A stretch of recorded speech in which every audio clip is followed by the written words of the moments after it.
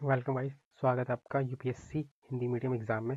और आज हम बात करेंगे झारखंड की प्रमुख नदियों के बारे में, जिसमें हमें ये जानेंगे कौन सी नदी कहाँ से निकलती है, कितने किलोमीटर है, किस किस जिले से होकर गुजरती है और उस नदियों की विशेषता क्या है, तो उसके बारे में जानेंगे। चलो चलिए स्टार्ट करते हैं। तो टोटल 8 नदियाँ हैं, जिसके अंदर सबसे पहली है दामोदर नदी। ये 592 किलोमीटर है, मतलब 600 के अराउंड किलोमीटर है। ये जो उद्गम होती है, मतलब स्टार्ट होती है छोटे नागपुर पठार से, और ये पालमू डिस्ट्रिक्ट से स्टार्ट होती है और समाप्त होती है हुगली नदी, मतलब पश्चिम बंगाल में जाकर समाप्त होती है। और किस किस राज्य से होकर गुजरती है? ये बोकारो, धनबाद, रामगढ़, गिरिहिट्टी, इन डिस्ट्रिक्ट से होकर गुजरती है। और इसकी विशेषता क्या है? ये झारखंड का शोक इसको माना जाता है। ठीक है, क्योंकि ये बाढ़ का क्योंकि इसमें ज़्यादा फ्लो होता है, तो इसलिए ये बाढ़ बाढ़ का कारण बनता है, फ्लूड का कारण बनता है। ठीक है, दूसरी है स्वर्णरेखा नदी, जो 395 किलोमीटर है और उद्गम होता है रांची डिस्ट्रिक्ट से, जो कि नगड़ी के पास है। वहां से स्टार्ट होता है और समाप्त होता है बंगाल की खाड़ी में। और किस किस जिले से होकर गुजरता है? तो रांची, सरायकेला, खरसवा, पूर्वी सिंहभूमि, जमशेदपुर, वहां से होकर गुजरता है। और इसकी विशेषता क्या है? ये सीधे समुद्र में जाके गिरने वाली प्रमुख नदी है। और तीसरी नदी है कोयला नदी, दक्षिणी कोयला जिसे हम कहते हैं। ये 360 किलोमीटर है। उद्गम होती है रांची पठार से और समाप्त होती है ब्रह्मणी नदी, उड़ीसा में जो है, वहां जाके समाप्त होती है।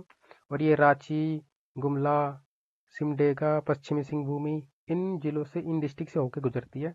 और इसकी विशेषता क्या है? ये संक नदी से मिलकर ब्रह्मणी नदी बनाती है। ठीक है, संक नदी से मिलकर ये ब्रह्मणी नदी बनाती है। चौथी नदी कौन सी है? चौथी नदी है संक नदी। 240 किलोमीटर है, जो उद्गम होती है, मतलब स्टार्ट होती है छत्तीसगढ़ से। छत्तीसगढ़ के रायपुर क्षेत्र से स्टार्ट होती है और समाप्त होती है दक्षिणी कोयल से मिलकर ब्राह्मणी नदी बनाती है ये। ठीक है, और ये किस किस जिले से होकर गुजरती है? ये है सिमडेगा, पश्चिमी सिंहभूमि।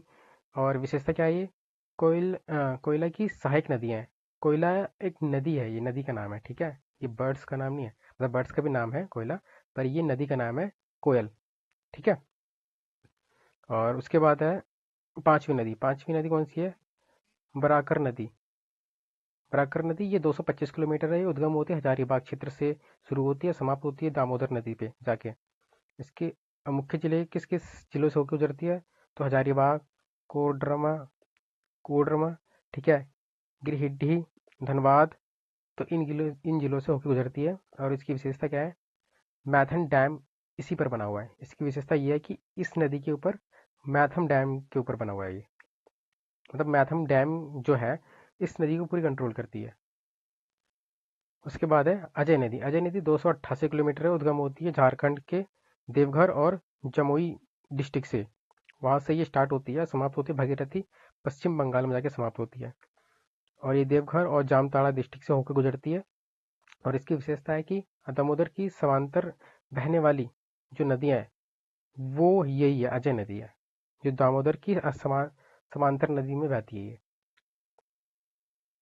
दो नदी और देख लेते हैं। दूसरी है मयूरक्षी नदी, जो 250 किलोमीटर है। ये त्रिकूट पहाड़ी देवघर से स्टार्ट होती है और समाप्त होती है हुगली नदी में जाके समाप्त होती है। मुख्य जिले कौन से जिससे होकर गुजरती है? तो देवघर और दुमका। इसकी विशेषता क्या है? मसन मंजसजोर डैम, जो मंजसजोर डैम है उसी पर है ये, उसी नदी पे है। और जो आठवीं नदी है उत्तर कोयला नदी है, 360 किलोमीटर है, जो पालमू क्षेत्र से शुरू होती है और सोन नदी में जाके समाप्त होती है।